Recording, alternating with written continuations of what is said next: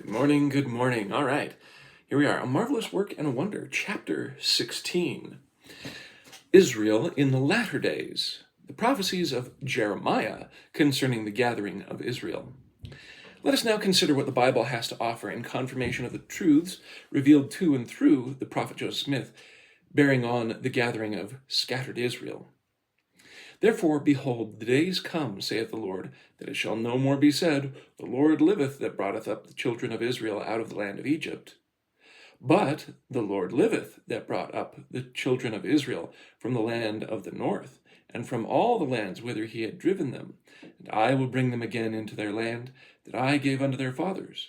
Behold, I will send for many fishers, saith the Lord, and they shall fish them, and after will I send them for many hunters, and they shall hunt them from every mountain, and from every hill, and out of the holes of the rocks. Jeremiah 16:14-16. So it'll come a time where they're no longer like, wow, God, the one who actually brought them out of Egypt, he's so cool. No. They'll be like, no, this is God, the one who brought them from all over the world back to where they need to be. All right.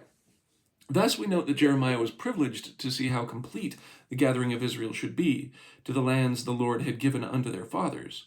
We've already pointed out that America is the land of Joseph, or Ephraim, and that Judah is to be gathered again to the land of Palestine. This latter-day gathering, as seen by Jeremiah, was far to exceed in magnitude the leading of Israel out of the land of Egypt. This is very evident at this writing, and the end is not yet. The Lord was to send fishers and hunters to hunt them from every mountain, from every hill, and out of the holes in the rocks, showing how completely he would fulfill his promise. Yet, after Israel should be sifted among all nations, yet shall not the least grain fall upon the earth. That's Amos 9:8-9. Turn, O backsliding children, saith the Lord, for I am married unto you, and I will take you one of a city and two of a family, and I will bring you to Zion. I will give you pastors according to mine heart, which shall feed you with knowledge and understanding. Jeremiah 3:14-15. Israel to be gathered in small numbers. From these prophecies it will be seen that Jeremiah realized that Israel had been sifted among the nations. The Lord would gather them not in great multitudes, but one of a city and two of a family, and that when he brought them to Zion, he would give them pastors according to mine heart, which shall feed you with knowledge and understanding. In other words, he would lead them to Zion, where he had established his church and kingdom, and had restored his priesthood, so that they could be fed with knowledge and understanding. And now therefore thus saith the Lord, the God of Israel, concerning this city, whereof ye say, It shall be delivered into the hand of the king of Babylon by the sword, and by famine, and by the pestilence. Behold, I will gather them out of all countries, whither I have driven them in mine anger, and in my fury, and in great wrath. And I will bring them again unto this place, and I will cause them to dwell safely. And they shall be my people, and I will be their God. For thus saith the Lord, Like as I have brought all this great evil upon this people, so will I bring upon them all the good that I have promised them. And the fields shall be bought in this land, whereof ye say, It is desolate without man or beast. It is given into the hand of the Chaldeans. Men shall buy fields for money, and subscribe evidences, and seal them, and take witness in the land of Benjamin, and in the places about Jerusalem, and in the cities of Judah, and in the cities of the mountains, and in the cities of the valleys, and in the cities of the south. For I will cause their captivity to return, saith the Lord. Jeremiah 32:36-38, and also 42-44. Again, Jeremiah is about 640 BC, was given to see and make prophetic announcement of the very things we are privileged to behold as part of the great gospel dispensation of the fullness of times, as it was committed to the earth by the God of Israel and his holy prophets. So basically saying that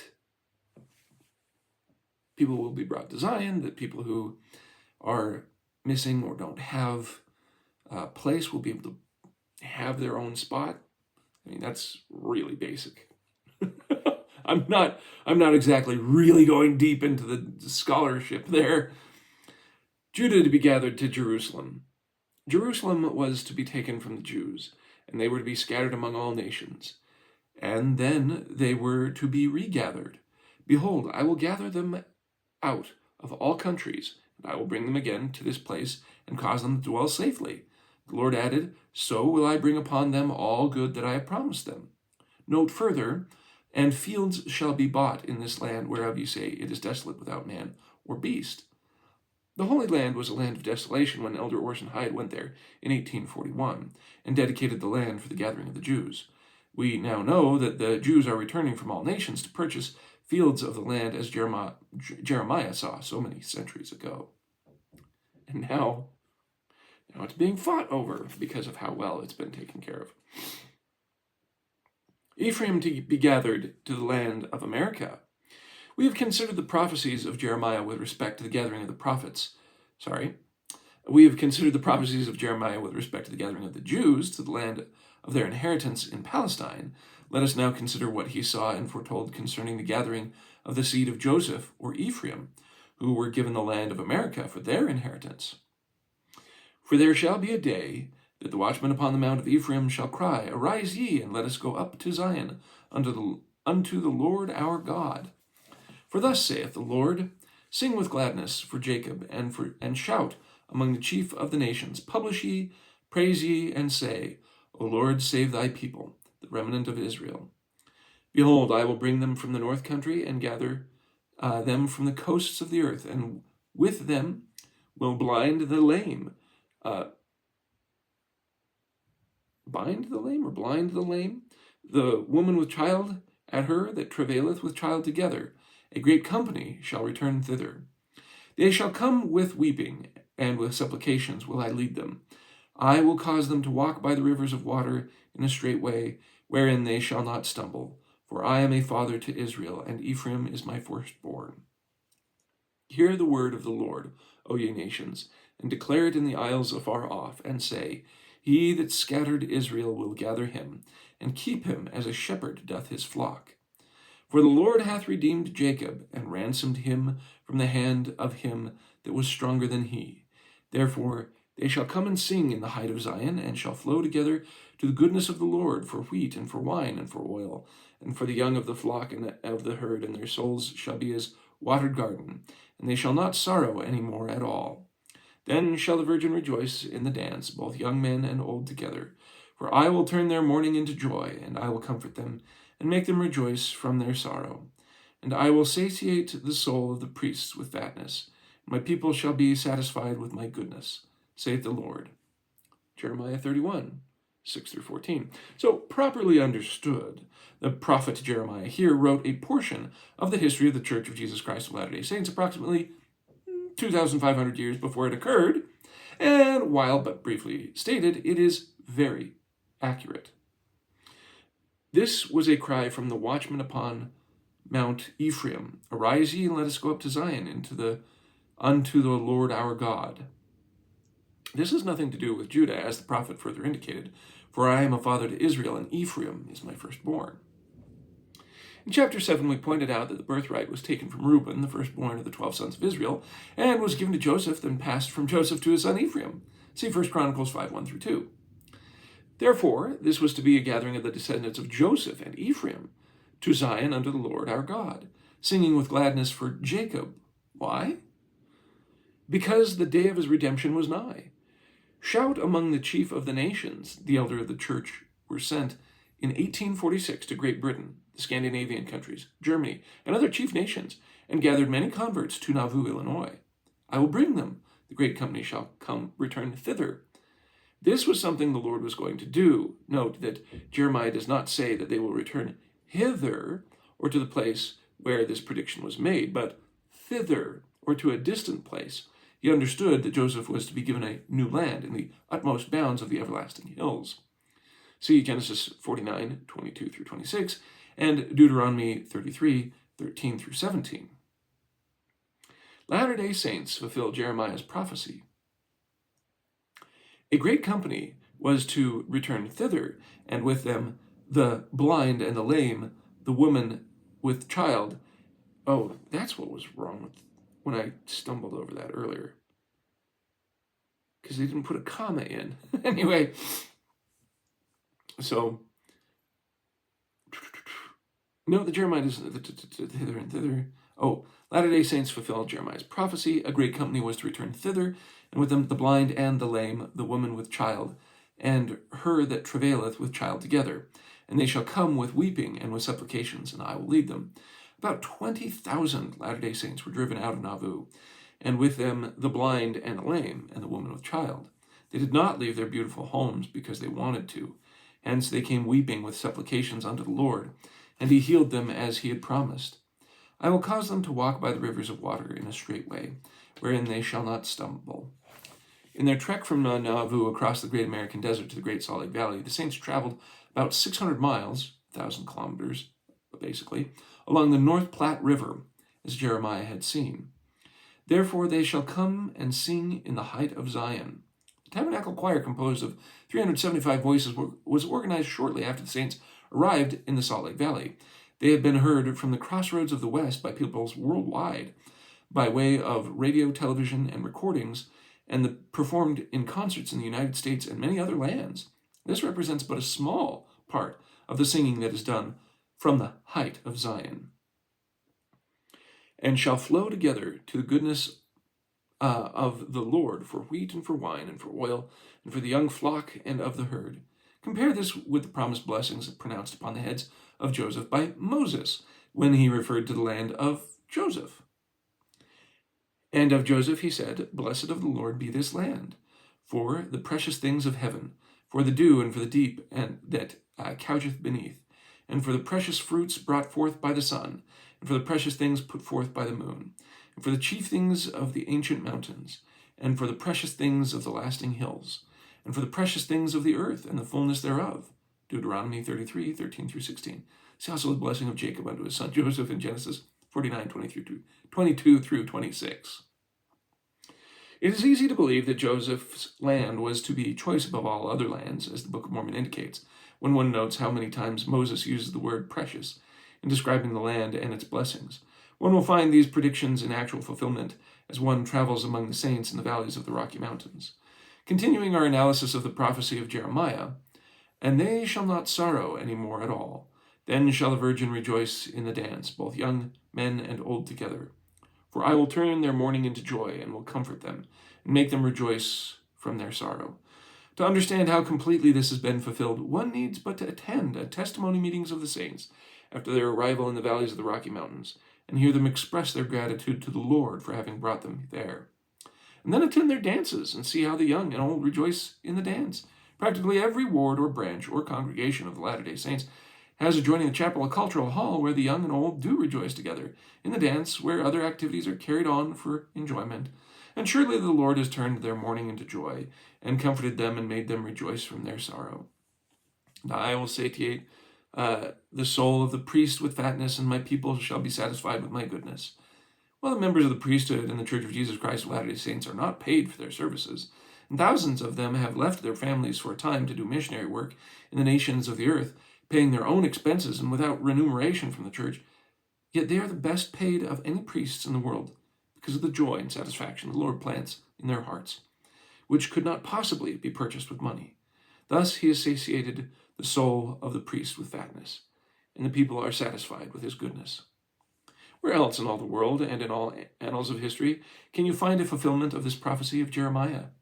He may have seen more when his prophecy was uttered than already been fulfilled, but one could scarcely hope to find a more literal fulfillment than in the gathering of the Latter-day Saints to the valleys and mountains in these latter days. The prophecies of Isaiah concerning latter-day Israel.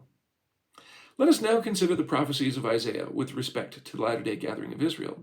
We have already referred to the visit of the angel Moroni to Joseph Smith when he quoted the 11th chapter of Isaiah, saying that it was about to be fulfilled. And in that day there shall be a root of Jesse, which shall stand for an ensign of the people. To it shall the Gentiles seek. And it shall come to pass in that day that the Lord shall set his hand again, the second time, to recover the remnant of his people. And it shall be set up an ensign for the nations, and shall assemble the outcasts of Israel, and gather together the dispersed of Judah from the four corners of the earth. Isaiah 11, 10 through 12. In reading this scripture, it's plain that Isaiah had in mind the gathering of the seed of Joseph, and had been scattered among the Gentile nations, as well as the gathering of the dispersed of Judah. And what the Lord would do in this respect would stand for an ensign of the people. And it shall come to pass in the last days that the mountains of the Lord's house shall be established in the tops of the mountains, and shall be exalted above the hills, and all nations shall flow unto it. And many people shall go and say, Come ye, and let us go up to the mountains of the Lord, and to the house of the God of Jacob, and he will teach us of his ways, and we will walk in his paths. For out of Zion shall go forth the law, and the word of the Lord from Jerusalem. Isaiah 2, 2-3. The Lord's house established in the tops of the mountains. Only those who are associated with the Church of Jesus Christ of Latter-day Saints in this dispensation can understand how literally this prophecy has been fulfilled. In order that the saints might enjoy the privileges of the sealing ordinances performed in the house of the God of Jacob, they have gathered from the nations of the earth, where the missionaries have carried the message of the revealed gospel to the Lord Jesus Christ. And now we are seeing holy temples erected in many of these lands. The law of the Lord is going forth out of Zion, and as will ultimately the word of the Lord from Jerusalem. This establishment of the Lord's house in the top of the mountains, and the gathering of all nations unto it, will precede the judgments of the Lord, which will be followed by a day when nation shall not lift up sword against nation, neither shall they learn war any more. Say Isaiah 2:4. We are all hopeful that we are approaching the day when the condition of Isaiah foretold may be anticipated. At least we know that it has not yet been fulfilled. Advances in transportation speed gathering of Israel. Oh, let me reread that. I put the wrong emphasis on the wrong syllable. Advances in transportation speed the gathering of Israel.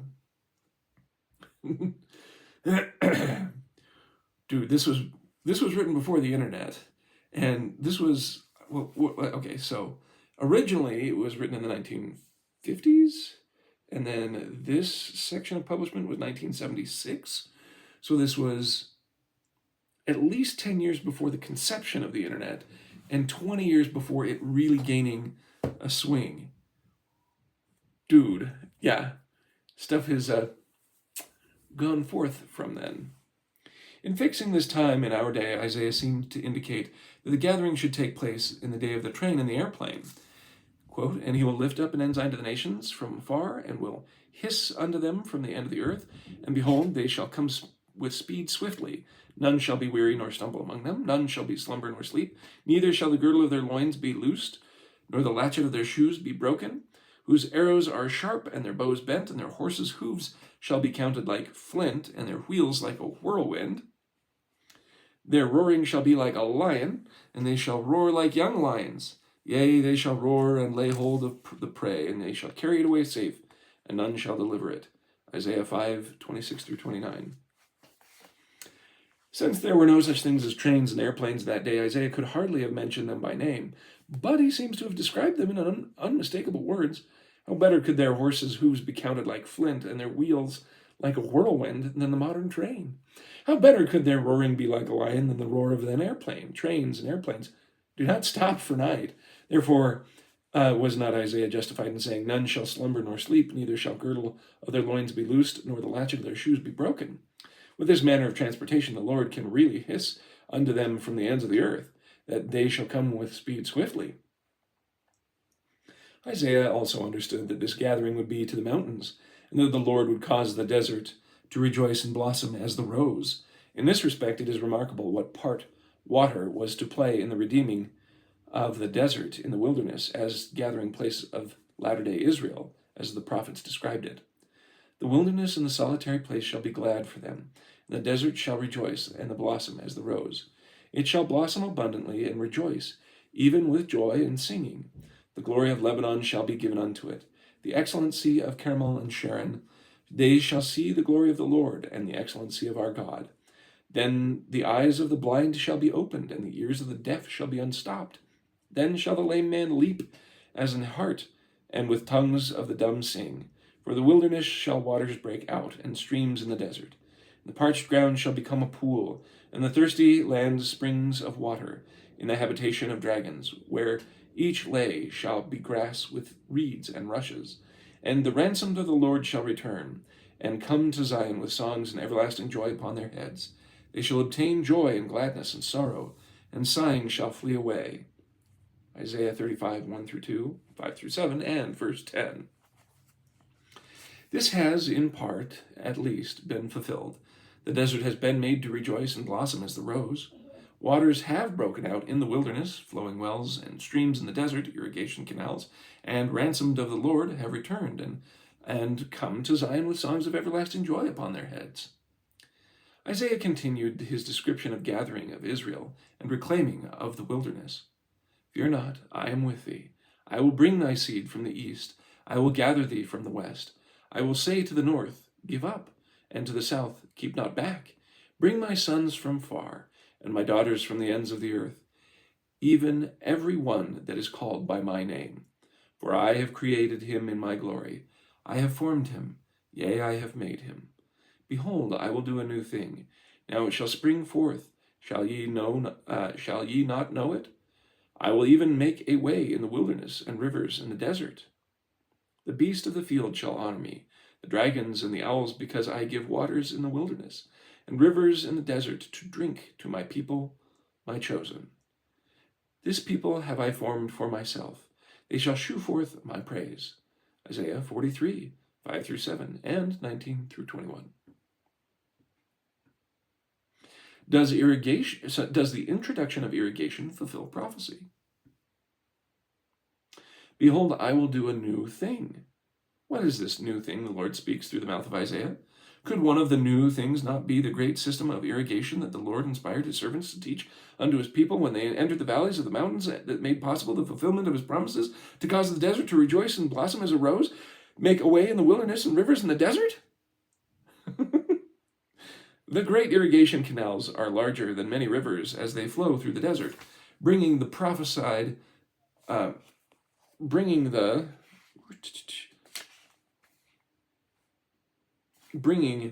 under cultivation thousands and tens of thousands of acres, otherwise arid land. Even the beasts of the field and the dragons and the owls shall honor him, because I give waters in the wilderness and rivers in the desert, and I give to drink my people, my chosen. Thus, when the Lord would do this new thing, he indicated it would be for his people, his chosen. For, said he, the people have I formed for myself, they shall shew forth my praise.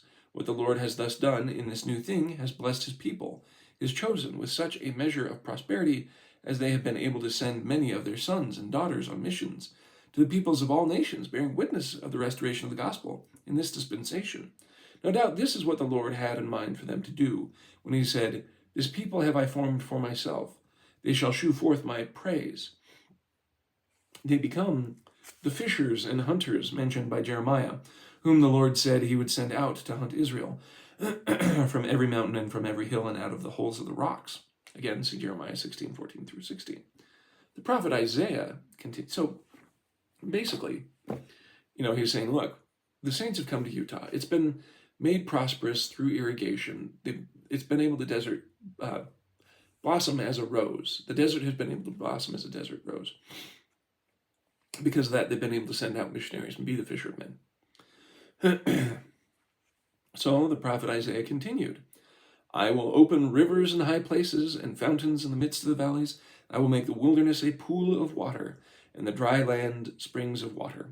I will plant in the wilderness the cedar and the shitha tree, and the myrtle and the oil tree.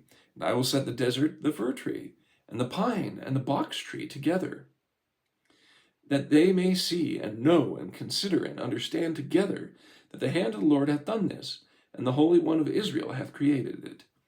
Isaiah 41, 18 through 20. I will open rivers in high places. Could this have reference to the reservoirs built in the canyons to impound the runoff water so that it can be used for the summer irrigation? And the fountains in the midst of the valleys. If you have seen some of the flowing wells that have been drilled in some of the dry valleys, you can understand this part of the prophecy. All these fulfillments of prophecy have so changed the wilderness that it has been possible to plant the types of trees and flowers and crops that otherwise would not grow, that they may see and know and consider and understand together that the hand of the Lord hath done this, and the Holy One of Israel hath created it.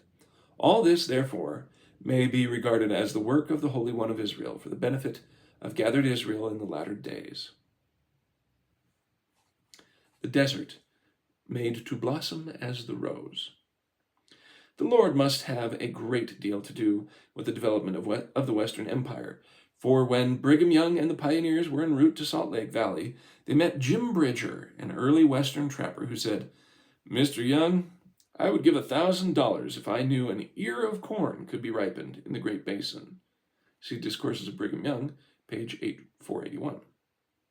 As late as 1843, 3 years before the Exodus, the opinion held by the majority of the United States was that the whole territory of the Rocky Mountains was not worth a pinch of snuff. Such was the expression made in the United States Senate that year by Senator George H. McDuffie of South Carolina. Discussing the settlement of Oregon, he said, "Who are to go there along the line of military posts and take possession of the only part of the territory fit to occupy, that part upon the sea-coast, a strip less than 100 miles in width? Why, sir, what use will this be for an agricultural purpose? I would not for that purpose give a pinch of snuff for the whole territory.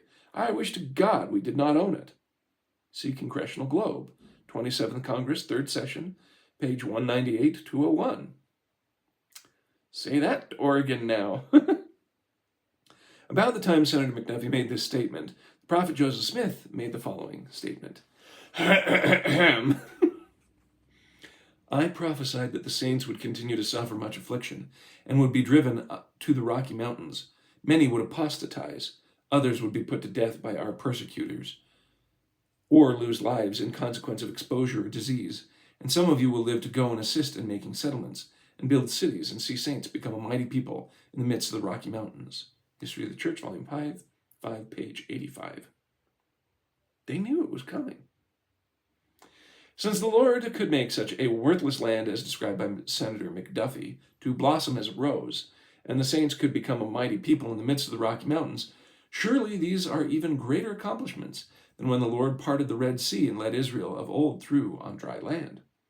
In light of these biblical prophecies, it seems perfectly logical that in this restitution of all things, see Acts 3:21, Moses should be sent by the Father to restore the keys of the gathering of Israel, for surely this, in and of itself, constitutes a marvelous work and a wonder. We therefore ask, why did the prophets make such predictions, if we are not to look for their fulfillment? Have they been fulfilled? If so, when and where, and by what people, if not the Church of Jesus Christ of Latter-day Saints? We should remember the words of Peter. "We have also a more sure word of prophecy, whereunto ye do well that ye take heed, as unto a light that shineth in a dark place, until the day dawn, and the day star arise in your hearts. Knowing this first, that no prophecy of the Scriptures is of any private interpretation. For the prophecy came not in old time, but by the will of man, but holy men of God spake as they were moved by the Holy Ghost." See 2 Peter 1:19-21. It thus becomes our privilege and responsibility to announce to the honest seeker after the truth that many of these prophecies have been fulfilled, and others are in the course of fulfillment. As part of the great Latter-day Gospel dispensation, the Book of Mormon prophets understood the value of the prophecies of Isaiah, and that it would be given to the Lord's people to understand them in the day that they would be fulfilled. "For the eternal purposes of the Lord shall roll on until all his promises shall be fulfilled." Search the prophecies of Isaiah, Mormon 8:22-23. "But behold, I proceed with mine own prophecy among my plainness, in the which I know that no man can err. Nevertheless, in the days that prophecies of Isaiah shall be fulfilled, men shall know of a surety, at the times when they shall come to pass. Wherefore they are of worth unto the children of men, and he that supposeth they are not, unto them will I speak particularly, and confine the words of mine own people. For I know that they shall be of great worth unto them in the last days. For in that day they shall understand them. Wherefore for their good have I written them." 2 Nephi 25:7-8. Again, all this did the prophet Joseph Smith receive through the revelations of the Lord to him, and from the prophet Moses, who was sent to him with the keys of the gathering, the keys of this great gathering dispensation. We use the Bible to prove the truths thus revealed are in accord therewith. The Church of Jesus Christ of Latter-day Saints, in announcing the return of Moses with a message from God, does have the greatest message that could possibly be given to the world. It seems like he's ending the chapters every time that way, We use the Bible to show that what we're talking about is being fulfilled. The coming of Elias. This is really short, so I'm going to do this one chapter as well. We have often referred to the occasion when Joseph Smith and Oliver Cowdery visited by the prophets Moses and Elijah in the Kirtland Temple on April 3rd, 1836. Of the events following the visit of Moses, the prophet Smith wrote, "After this, Elias appeared and committed the dispensation of the gospel of Abraham, saying that in us and our seed all generations after us should be blessed." That is one thing that we often skip over. I think most of us are like, Elijah, woo, we get the sealing power, and that's what we focus on during all those visits. But there was Moses for the gathering of Israel, and here is Elias. So that's Doctrine and Covenants 1:10-12. Because of Abraham's faithfulness, the Lord bestowed upon him a great blessing and chose him as the representatives in the earth. The covenant being that all who received the gospel from that time henceforth would be named his seed, whether they were his literal children or accepted the truth and were numbered as his children by adoption. That covenant is given more clearly in the book of Abraham in the Pearl of Great Price than it is in Genesis. Quote, "My name is Jehovah, and I know the end from the beginning. Therefore my hand shall be over thee, and I will make of thee a great nation. And I will bless thee above measure, and make thy name great among all nations. And thou shalt be blessed unto thy seed after thee, and their hands shall bear this ministry and priesthood unto all nations. And I will bless them through thy name, for as many as receive this gospel shall be called after thy name, and shall be accounted thy seed, and shall rise up and bless thee as their father. And I will bless them that bless thee, and curse them that curse thee. And in thee, that is my priesthood, and in thy seed, that is thy priesthood. For I give unto thee a promise, that this right shall continue in thee, and in thy seed after thee. This is to say, the literal seed, or the seed of thy body. Shall all the families of the earth be blessed, even with the blessings of the gospel, which are the blessings of salvation, even of life eternal." Abraham 2:8-11. The commitment of the dispensation of the gospel of Abraham by the prophet Elias was therefore of great significance, that the promises of Jehovah unto the seed of Abraham and to those who should be numbered as his children by adoption through having accepted the gospel might fully be realized. Elias and the spirit of Elias. Because of what Jesus said concerning John the Baptist when he sent two of his disciples to inquire of Christ, "Art thou he that should come, or do we look for another?" Matthew 11:3. Some have taught that John and Elias were one and the same person. Let us consider the statement of Jesus in regard to this matter. "But what went ye out for to see? A prophet? Yea, I say unto you, and more than a prophet. For this is he of whom it is written, Behold, I send my messenger before thy face, which shall prepare thy way before thee. And if you will receive it, this is Elias, which was for to come." Matthew 11:9-10, and verse 14. The Lord gave the prophet Joseph Smith to understand this matter when he explained that one who is sent to prepare the way is an Elias. Not the prophet Elias, but a preparer of the way. Thus, in that sense, John the Baptist was an Elias, or preparer of the way, the one who was sent to prepare the way of the Lord. Isaiah 40, verse 3. This explanation is in full accord with the statement of the angel to Zacharias when he was promised that his wife Elizabeth would bear him a son, whose name should be called John.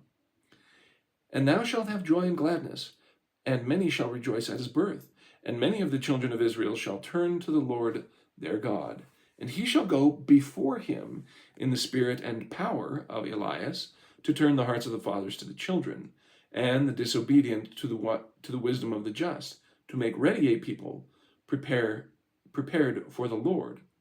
That's Luke 1:14, 16-17. Thus, the angel of the Lord indicated that John would go before the Lord in the spirit and power of Elias.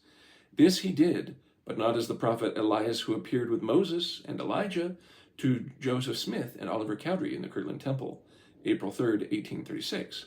This is further attested in the fact that John had previously visited Joseph Smith and Oliver Cowdery May 15th, 1829, and ordained them to the Aaronic priesthood. So he's basically saying, look, you can see that these are different people. There's kind of a title that goes with people who prepare the way, but John the Baptist is different from Elias in this case. In August 1830, nearly 6 years before the visit of Elias in the Kirtland Temple, the Lord, in a revelation to the prophet Joseph Smith, made reference to the importance of the keys held by Elias. Behold, this is wisdom in me. Wherefore marvel not, for the hour cometh that I will drink of the fruit of the vine with you on the earth, and with Moroni, whom I have sent unto you to reveal the Book of Mormon, containing the fullness of my everlasting gospel, to whom I have committed the keys of the record of the stick of Ephraim. That's pretty plain. And also with Elias, to whom I have committed the keys of the bringing to pass the restoration of all things spoken by the mouth of all the holy prophets, since the world began concerning the last days. And also John, the son of Zacharias, which Zacharias, Elias, visited and gave promise that he should have a son, and his name should be John, and he should be filled with the spirit of Elias. Doctrine and Covenants 27, 5-7.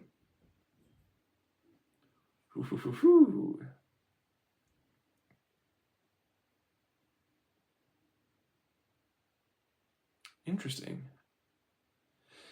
Elijah, Elias, and John, 3 persons. Too many Elijah, Elias, and John the Baptist are one and the same person. I did not know this. I always thought that they were different people, but let's continue. However, from the revelations of the Lord to the prophet Joseph Smith, and the personal appearance of these 3 great prophets to Joseph Smith and Oliver Cowdery, all uncertainty and lack of understanding have been removed. Hence, I didn't know people thought that they were the same. John. For now, we know that each was a separate and distinct personage, a prophet of the Lord. This information was not obtained from the reading of the Bible alone, but through the visits of these 3 prophets to this earth. In this, the dispensation of the fullness of times, this was another step in the fulfillment of the words of the Apostle Peter, that the heaven must receive the Christ until the times of restitution of all things, which God hath spoken by the mouth of all his holy prophets since the world began. Acts 3:21.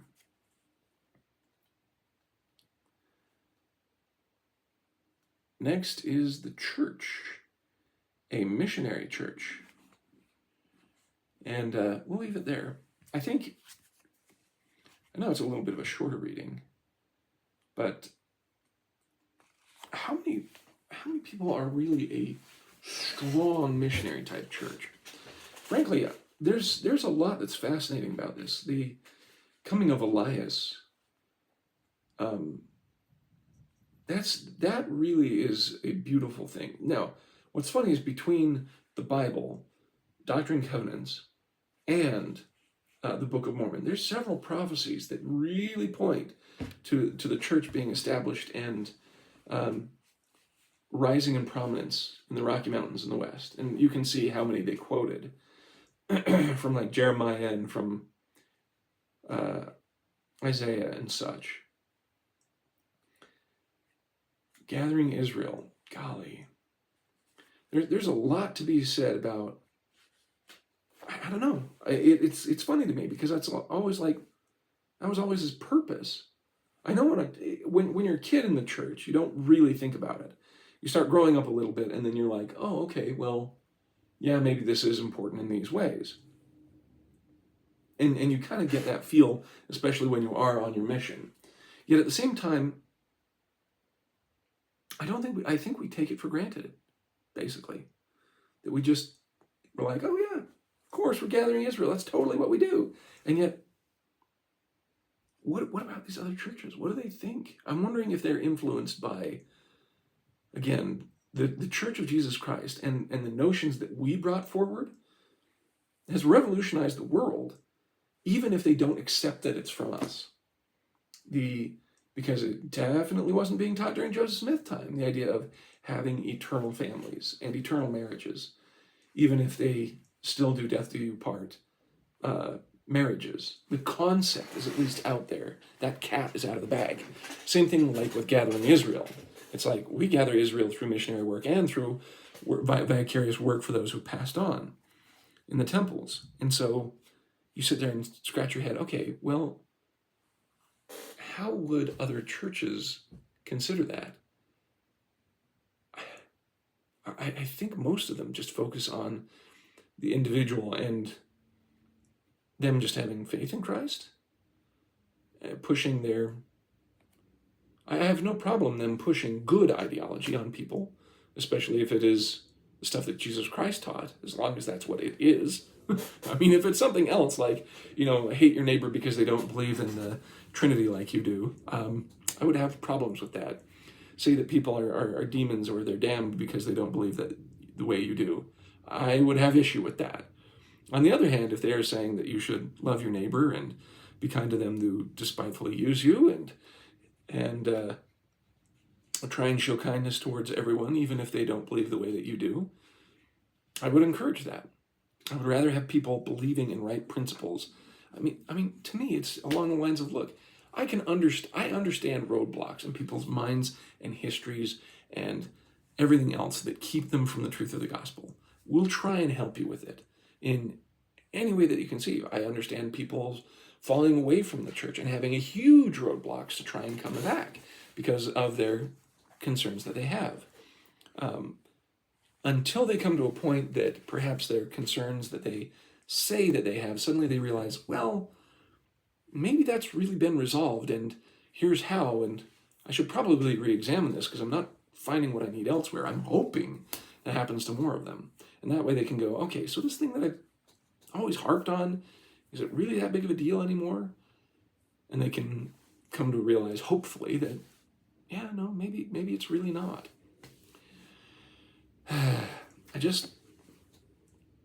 How many people ever thought of gathering Israel? Do they even...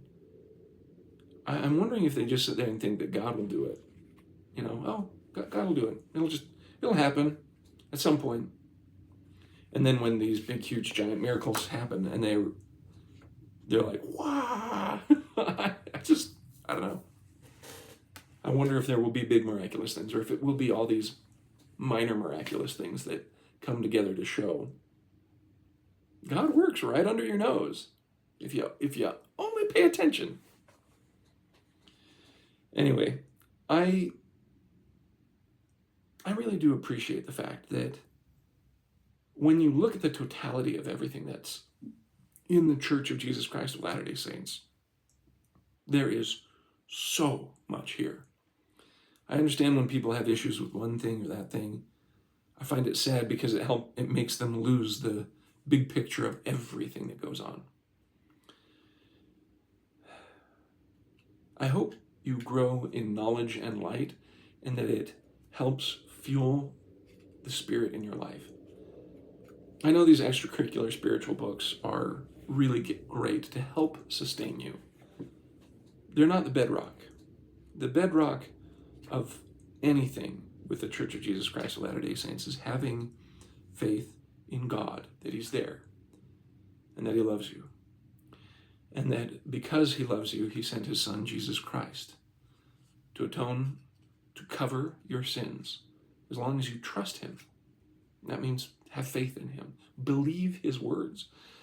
And part of His words, as Jesus Christ, is to try and help you become a better person, to let go your natural proclivities for anger and violence and vengeance and greed and lust and power and such, and instead to become someone who is concerned with the welfare of other people, concerned with the welfare of those around you, and that as you strive more to put goodness and virtue out into the world and to those around you, that paradoxically it fills you more with the spirit of love and Christ and the fulfillment of all His words. And that the only reason that we testify about Joseph Smith and the Book of Mormon is an extension of the idea that God loves you. He sent His Son, Jesus Christ. And since most people everywhere never had the 33-year opportunity to be around Christ directly, he sets up apostles and prophets to continue to give his information and word and help shepherd us to believe in his Son throughout time. And to prove that he does that now, he arranged for the Book of Mormon to be brought forward. To show that Joseph Smith was that prophet, God helped Joseph Smith get the Book of Mormon out there. And that through everything that the Book of Mormon, that Joseph Smith, and that the Church of Jesus Christ in these latter days has restored, it is supposed to be a beacon to all people that Jesus Christ is there. He loves you. He wants you to come to him. And he wants everyone to receive the blessings of the fullness of his gospel. And these are just ways to show that he's there for you. So remember Jesus Christ. Have that relationship with him. And as you remember him and are grateful to him, his Spirit will be with you. And with that, may God continue to be with you.